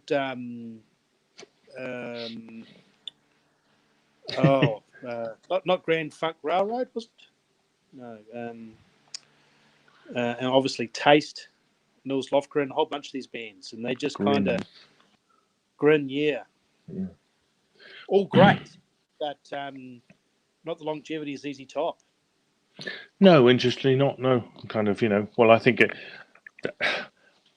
I would say that some of that is probably about the fact that they don't have all songs written by Grand Funk Railroad on them, Yeah. and things like that, and also it has to be said, isn't it, that you kind of, a lot of bands have their day, don't they? They have a sort of 3-year period of, of really hitting it, So ZZ Top, did Afterburner, and they did Eliminator Afterburner, but that, and then they were massive, and they went back to being what they were before. Yeah. So they have a 1 million selling album, but not a 10 million selling album kind of thing. Wow. Yeah. Well, I mean, and I think I can think of, Bruce Springsteen is another great example of that. He has Born in the USA, and he has a sort of lead up to that. But then after Born in the USA, he does Tunnel of Love and goes back to being, selling, I don't know, 5 million What's copies, quite not interesting 25 million copies. Is with Eliminator, you could accuse them of saying, well, they sold out. I don't think they sold out, even with the synthesizers, because the songs are still really good. Yeah. Some of their best. That's an amazing. For them to pull that off is pretty amazing. Yeah, and to keep going and things, and as I say, anybody who's got a 50-year career in the music business without any personnel changes or whatever is to be admired. I think the Stones, the great 60 survivors of the Rolling Stones, aren't they? If you think about them, and not many other bands from the 60s still going. Not with their major members still alive. And let's be fair, Bill Wyman's 80, but he's still going. You could get the 1969 version of the Rolling Stones back together like that. It's quite scary, eh? It's quite scary how we're all getting older, and even I'm getting older. Even you. Headlines: Ozzy Osbourne turns 80 last tour, and Keith Richards still isn't dead yet, turns 90, and Mick Jagger fathers another child, 100 years old. Kiss still on tour. Farewell tour 2042. Yes. Jimmy Page 104 dating a 12-year-old. He had to go over the line, didn't he? There it was. Gave it the 2 fingers, stepped right over it. Daily Mail UK. He's got a picture of a 12-year-old and Jimmy Page in a wheelchair taking him to get his blood checked. Yeah, Keith Richards, only surviving member of the Rolling Stones. 116. Yes, still going. He's drafting in. Well, I make this joke all the time. Drafting in substitutes tonight. The role of Mick Jagger will be taken by, Mick Jagger's live Q&A with grandson. Keith Richards discussing World War IV.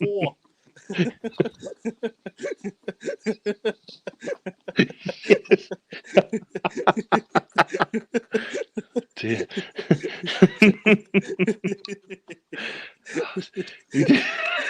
It's just wonderful, isn't it? It's all getting silly, you know. Motley Crue back together again. Vince Neil's got to lose another £40 and then get a big payday. Sandwiches, sandwiches. Oh my god! Get up You the gotta gym, hand it to Neil. these Stop guys, messing eh? about. You want $5 million, Vince? Lose 40K. What are they getting? Apparently, 100. Somebody's given them $150 million to tour if all 4 members go on it. Really? There was the news the past week, eh? Is that right? Yeah. But seeing the amounts of money seem to be insane. I mean, I've talked about this before, but that Motley Crue don't really mean anything in the UK. Can't imagine. Motley Crue and the guitar player, the rest of the band's average. Well, and he sounds like he's on his last legs, Mick Mars. He's got all manner of ailments. 30 years ago. Yeah, never mind now. Well, what you probably find is because America's such a big country and quite a shallow country as far as entertainment, 10 or 20% of the crowd actually really like or know the albums. If someone's going to front 100 or 150 million and they do a worldwide tour or American tour, the promoter's going to get all that money back and some. With Def Leppard and stuff. But I suppose there's a lot of people there for the event. Yeah. Kind of thing. Yeah. It's a talking point. Your last chance to see. Oh, man, I'm going to come check out the crew, man. Go check out the crew. It's crazy. Yeah, it is crazy, all right. But Jack. Motley Crue never made really any impression over here. I don't think. They certainly didn't have any hits and stuff like that. I think that first footnotes. album, is it Shout at the Devil. Too Fast for Love or Young to Kill? Too Fast for Love. Yeah. That's not bad. It was a bit of a cult album for punk and rock lovers, wasn't it? Or yeah, it's not bad. Shout at the Devil, and then Girls was the big album, and then obviously Dr. Feelgood, which had the Dr. Feelgood, and that's when they had the feud against Guns N' Roses, and Guns N' Roses beat them up at the back of in some hallway at some gig somewhere or some award ceremony. I wouldn't be messing with Slash and Axl Rose, would you? Yeah, not with those dudes. Yeah. They beat them up. Beat Guns, Vince Roses, up. and Slashing, and Axls getting run over by a car and an axle.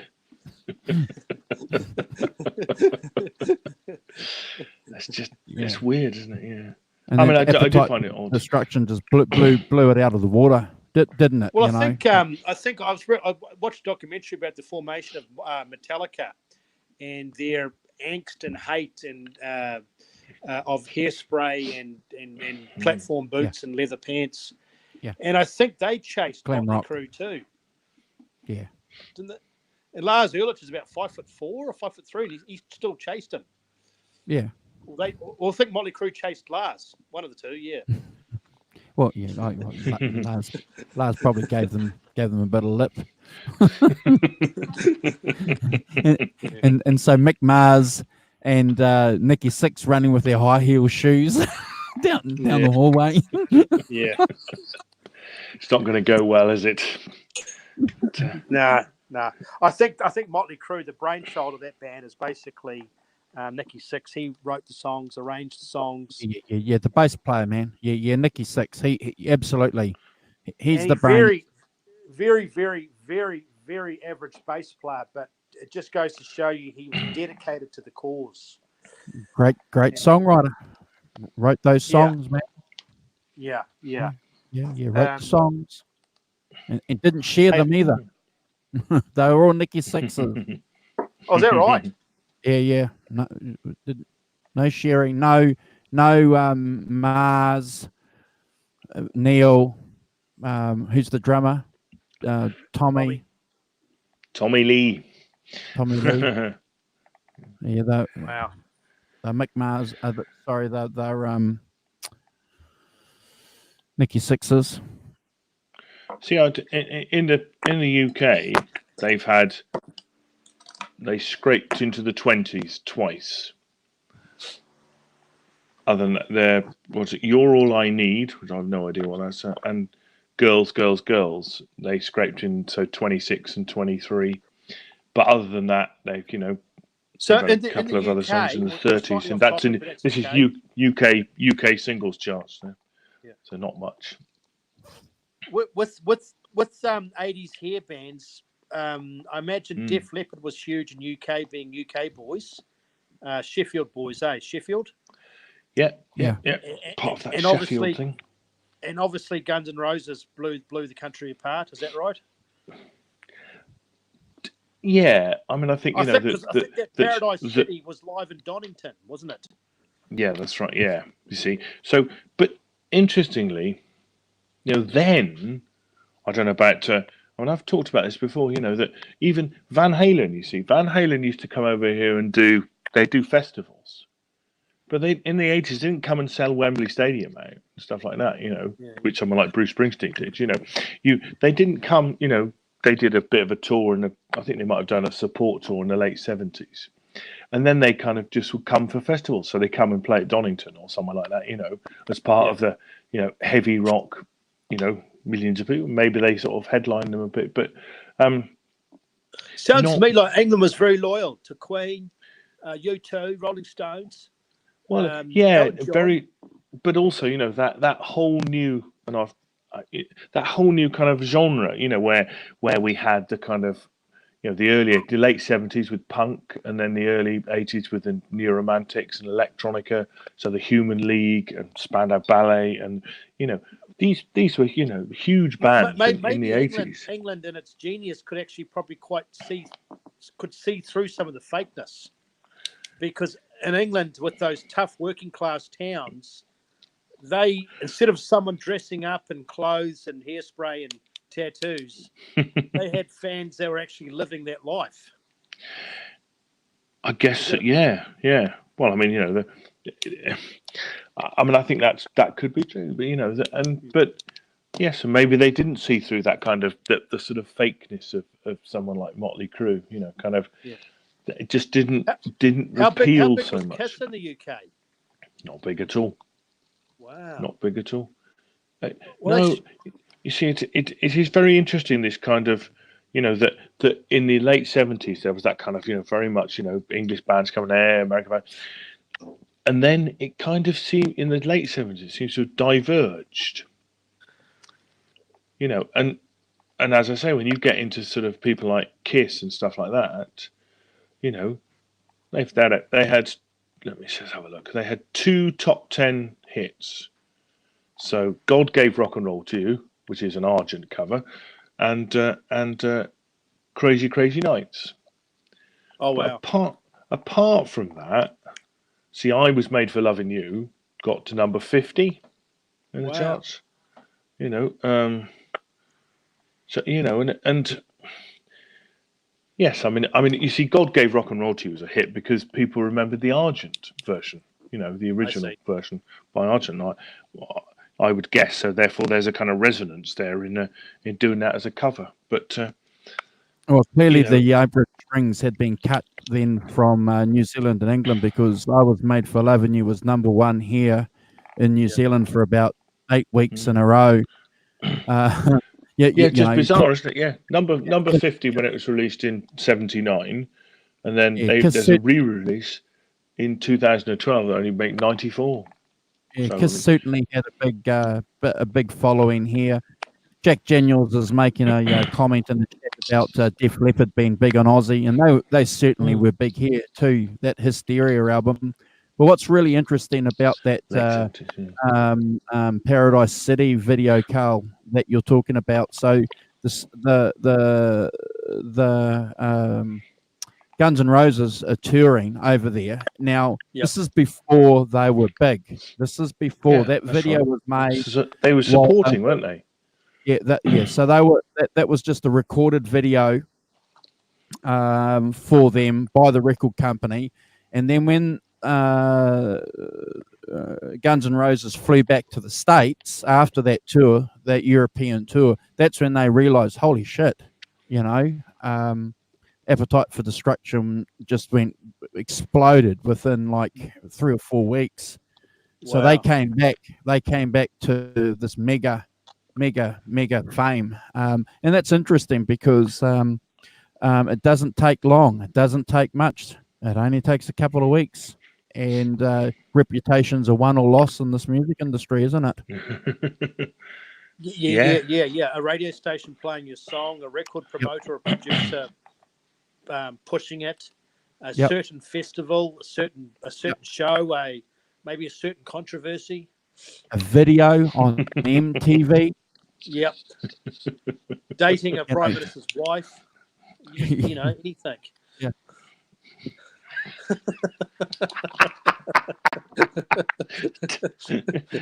Just plucking it out, isn't it?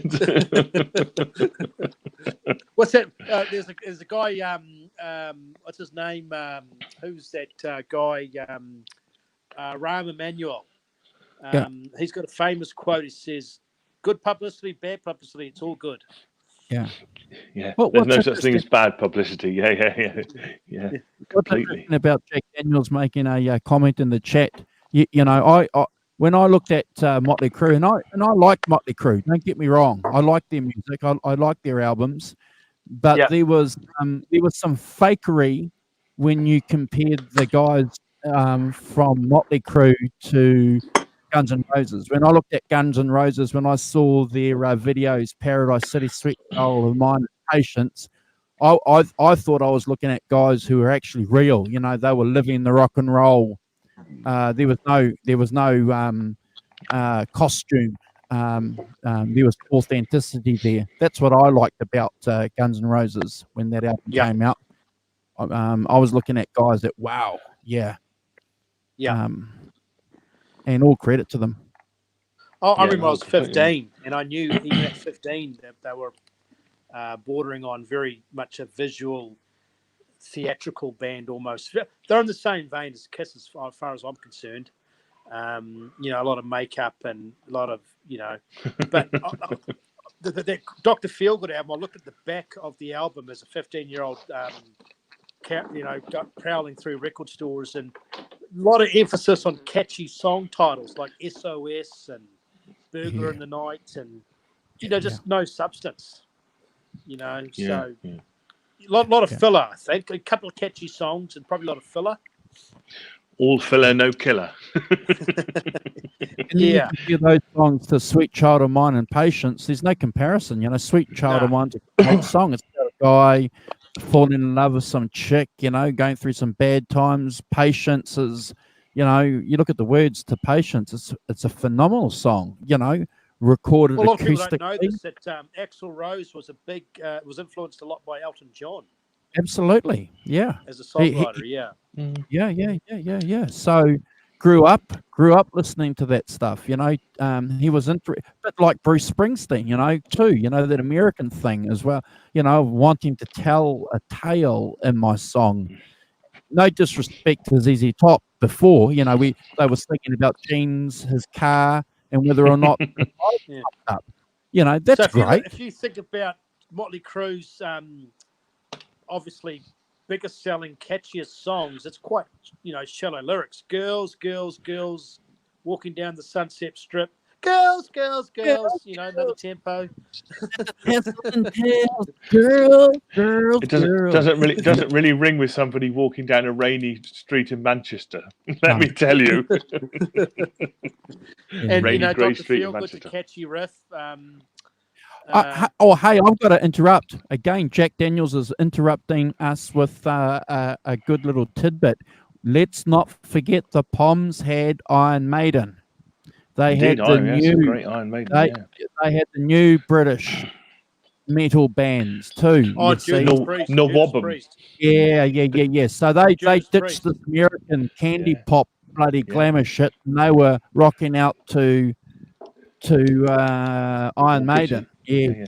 Well, as it was Like, snappily titled No Wobbum. Yeah. Well, like I said, if you saw Lemmy walk into a bar, you'd automatically assume that he either had a Harley or was a leader of a gang. If he walked into a bar, you knew there was trouble.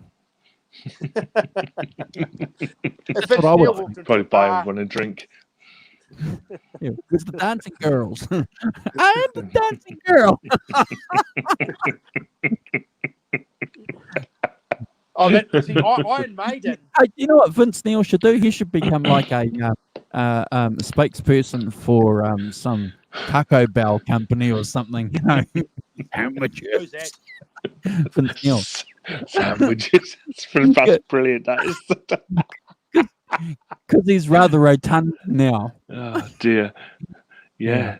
That's What right, about Jack. Bruce Phil? Dickinson, all he needs to do is say, "We're going to do a world tour with that famous artwork," and the whole, it's all sold out, isn't it? Every country. Yeah.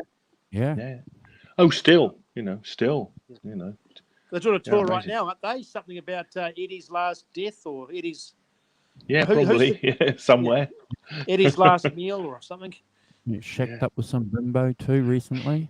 He did, didn't he? Yeah. This Yeah. is Bruce. Yeah. Chopped I thought he was married. well, he Rock is, and roll. but Rock and roll. yeah, he chopped her in for a younger model. Yeah. He flies planes, doesn't he? He's got a He does, pilot's yeah. license. Yeah.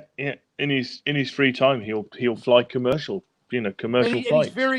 he's very into English culture, isn't he? Yeah. Flags and Yeah. medieval and wars and running to the hills. You're right. They're on. Iron Maiden announces dozens more Legacy of the Beast tours for 2020. So they're playing a Donington Festival on Friday the 12th. Wow. And look, just in case you're panicking, guys, confirmed their first 2020 shows in Australia and New Zealand in May. Yeah, So, my cousin's my cousin's get your tickets now. Hey, there's getting back to Motley Crue. There's a famous show, 83, or they're just getting going, and it's live at California Jam. And lo and behold, they sound terrible. Really? Oh, terrible. So they can't play large stadiums, eh? They can't. No. God blimey. Iron Maiden, they're 1, 2, 3, 4, 5, 6, 7, 8, 9, 10, 11, 12. So Iron Maiden are doing like a dozen gigs, like May, June, July next year. They're doing Australia and New Zealand, Auckland. They're playing Auckland, playing in Tokyo, Osaka, Dubai, and then they're in Finland, Germany, doing sort of festival stuff. And then July they're doing Moscow, Warsaw, Holland, France, Austria, Germany. They're on it, aren't they? Blimey. And in relation to Motley Crue, 38. the bass player writes the songs, and he's right at the front with Bruce, even closer to the PA, standing on the PA. Steve Harris. Steve Harris, yeah. He's the brain behind that band. He's the one that got rid of Paul Di'Anno because there were some issues there with what he was doing in his part time, but also his voice. They realised that they wanted to get into that metal vein, whereas Paul wanted to continue doing that sort of punk stuff, didn't he? Oh, is that right? Yeah, that's right. Yeah. That's right. Bruce Dickinson was in Samson, which is another one of those new wave of British heavy metal bands. But one of the shows that we talked about, Simon, with Richard Fox about Rolling Stones in South America. The same thing with Megadeth and Iron Maiden, probably Metallica too. Is when they tour South America, it's just pandemonium. Yeah. Pack concerts. These guys are just like in an exorcism. It's just insane. And AC/DC, isn't it? And for a country that speaks Spanish, they sure know how to speak English and singing the lyrics. How do you learn how to speak English? Oh, through Iron Maiden albums. Give you rather a strange vocabulary in English, wouldn't it? I can only speak in Iron Maiden language. Through the Megadeth back catalogue, that's what taught me English. Jack Daniels, brilliant. Jack Daniels, Vince Neil, the new David Hasselhoff. So what did wonderful. Vince Neil do in a video clip? He did some funny things with his arms, did he? No, it's a meme. But he's running around like this, Meme. going, "Girls, Oh. girls, girls," and someone's put sandwiches under it because he's got this big fat tummy hanging out, Oh, and wow. obviously, and he's dear. going, "Girls, girls." brother. It Can just we? I think. Do you know? I've doesn't just work. had an idea. We're gonna have a new series of not American treasures. We're going to make fun of Vince Neil with sandwiches. Guys, Fuck it's 8 ups. o'clock. We've been on dear. air for an hour and 15 minutes. So I'm going to ask you guys to just Sign out. hate to cut it short, but I've got to do a couple of things. I've got to eat. Got to eat. Yeah, I've got to get my children up for school. Never mind that. Be a rock star. What's the one album you have to have from ZZ Top? What's the one album? You want to go, Simon, or? Well, Tres Hombres. I'd have to say Tres Hombres. Yeah. I think if you wanted to present ZZ Top, one album for ZZ Top, I'd be going, straight off Tres Hombres. I think everything seemed to come together then. Yeah. What's quite neat about the first album, ZZ Top's first album, Rio Grande Mud, is it built up to that apex.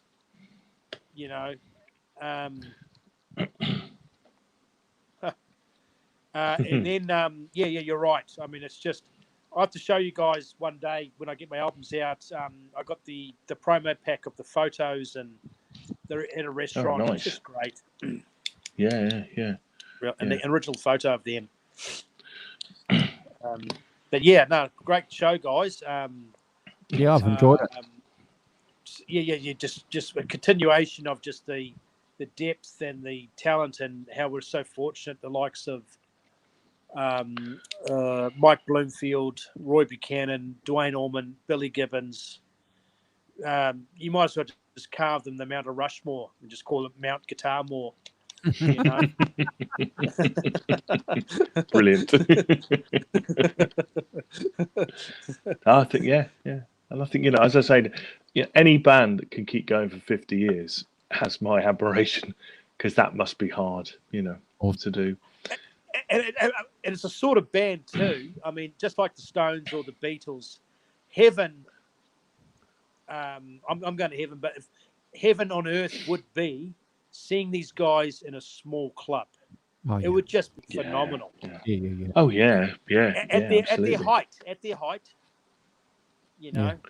even though it's loud and amazing, 100,000 people in the middle, and $6, $8 for a warm beer, porta potty, you got to wait 30 minutes. I'd rather be in a small little club, sitting down, cigar, cognac, a girl, just enjoying it. He doesn't want much, does he? It's very, very Parisian, could I say, Carl? That is a girl, a brandy, a cognac, a cigarello, a scarf. Justin Trudeau. Yes, that's right. Yeah, French by association. In closing, Simon, what's happened to Prince Andrew? Pants down? Hey, no politics. Can we not discuss that on air? Yeah. Well, he's not allowed to celebrate his 60th birthday. His mum's told him off. He's not allowed to have his 60th birthday party. Who's that? Andrew. Me. Oh. Yes. Let's not talk about. Can we not talk about Prince Andrew? I'll tell you off air. Golly. Look, I've enjoyed this. Deep down, he was a closet rock and roll star. Yeah. Oh dear. Maybe he went to concerts incognito. Yeah, maybe he did. What was Eddie? Iron Maiden. John Smith.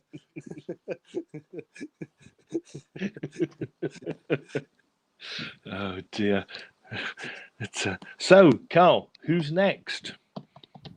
I don't know. Good question. That's a good question. Yeah. Who are we going to do next? Who are we going to? I'll think about that. But... Whew. Well, we could do Stevie Ray Vaughan. Have we done Stevie Ray Vaughan? Well, I don't think we've done Jimi Hendrix, have we? Or No. Oh, I think we should do Hendrix. We've been approaching the. Yes, Andrew and I were talking about this yesterday, weren't we? Approaching the Mount Rushmore of guitar players, Jimi Hendrix. I think yeah. I think Jimmy and Stevie would probably tie in quite nice with each other. Yeah. Okay, all right, and yeah. Jack Daniels is throwing in a contender slash talk. Talk about his because he's obviously influenced by Beck, Jeff Beck. Joe Perry. Yeah. Awesome. And I appreciate the. Maybe with Slash we could combine it with Izzy. Thanks, Ed. Bernie Marsden. There's only one trouble with Bernie Marsden, Jack. He's not an American treasure.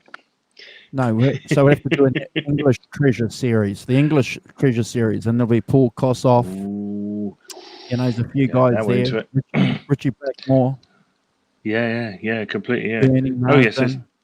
Yes, we could take this in lots of directions, can't we?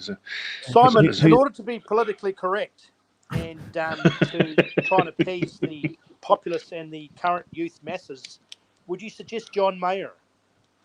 John Mayer. No.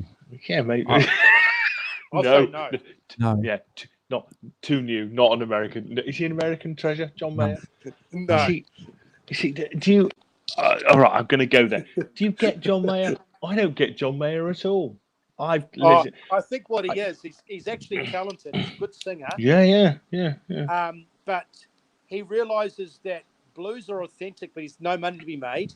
So he's a sellout because he does pop songs, but he wants to be a blues guy. You can't have both. You're either one or the other. Yeah, well.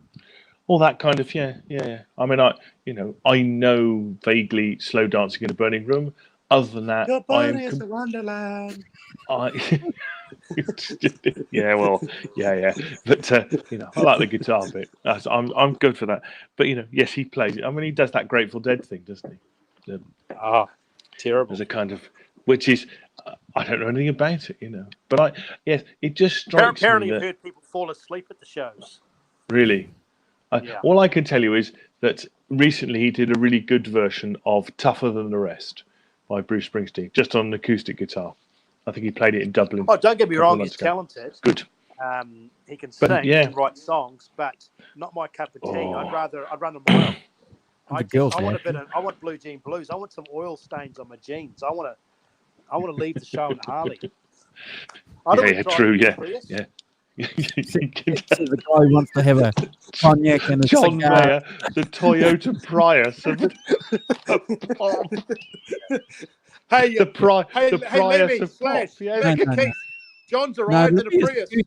It'll be one of those scooters. Those what do you call them? Lime scooters. A lime scooter. One of those electric scooters leaving the concert. Could I say John Mayer is the Prius of pop? Is the best. The Prius of pop. That's just fantastically funny. No, pop. really, the Prius of pop. Is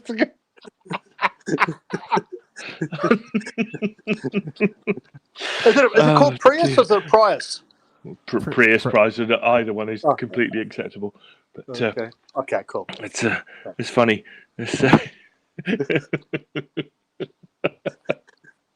Oh dear! Stop that now. Hey guys, there's a gasoline shortage. We've got to jump in John's Prius. It's the only car that'll run.